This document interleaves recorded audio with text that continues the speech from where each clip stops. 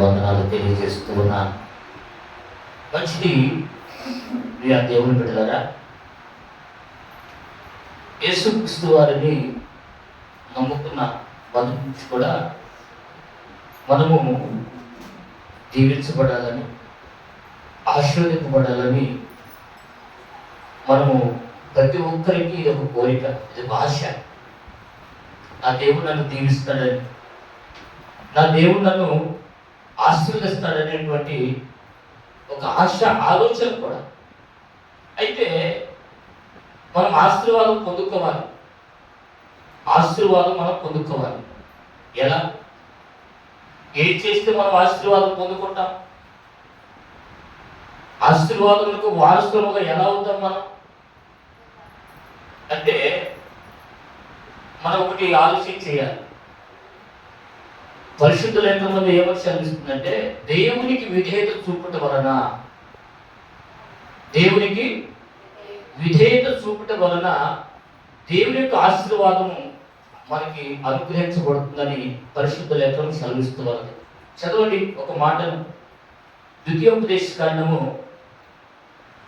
28వ అధ్యాయము, ద్వితీయోపదేశకాండము 28వ అధ్యాయము 1-2 వచనాలను మనం చదువుకుందాం. నీవు నీ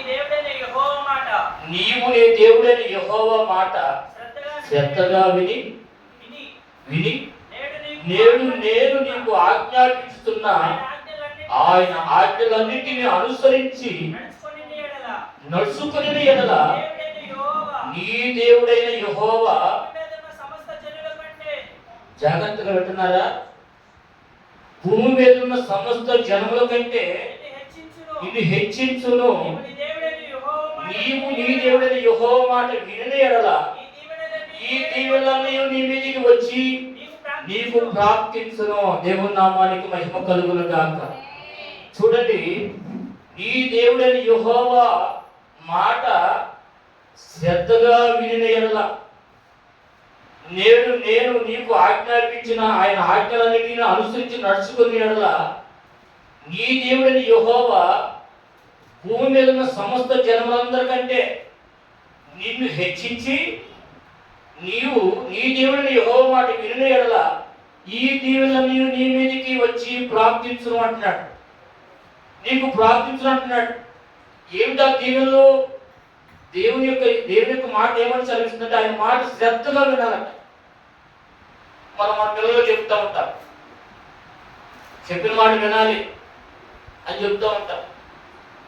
మన పిల్లలు చెప్తున్నాం కరెక్టే, మనం వింటున్నాము మనం దేవుని మాట. ఏంట దీవెనలు? చదవండి సారి. ఈ దీవెనలన్నీ నీ మీదికి వచ్చి నీకు ప్రాప్తించుని రాయబడింది. 3వ వచనం చూస్తే, నీవు పట్టణములో దీవించబడదు, పొలములో దీవించబడదు, నీ గర్భఫలము, నీ భూఫలము, నీ పశువుల మందలు, నీ దుక్కిటెద్దులు, నీ గొర్రెల మేకల మందలు దీవించబడును. నీ గంపయు దీవింపబడును. నీవు లోపలికి వచ్చినప్పుడు దీవించబడదు, దీవించబడదు. శత్రువులను యెహోవా నీ ఎదుట హతము చేయునట్లు నీ మీదకు బయలుదేరి వచ్చి 7 త్రోవల నీ ఎదుట నుండి పారిపోవదును. దేవుని నామానికి మహిమ కలుగును గాక. ఇంకా చాలా దీవెనలు ఉన్నాయి అక్కడ. మనమైతే దేవుడు నన్ను ఆస్వాదించలేదు, దేవుడు నన్ను ఆస్వాదించలేదు అని అంటూ ఉంటాం. ఒకసారి ఆలోచించండి. దేవుడు మనం ఆస్వాదించాలంటే దేవుని బిడ్డమైన మనము ఆయన మాట శ్రద్ధగా వినాలి. ఆయన ఆజ్ఞాపించినటువంటి ఆయన ఆజ్ఞలన్నింటినీ కూడా అనుసరించి నడుచుకుంటే ఇక్కడ దీవులన్నీ కూడా మన మీదకి వస్తాయి. దేవుని నామానికి మహిమ కలుగును గాక. హల్లెలూయా.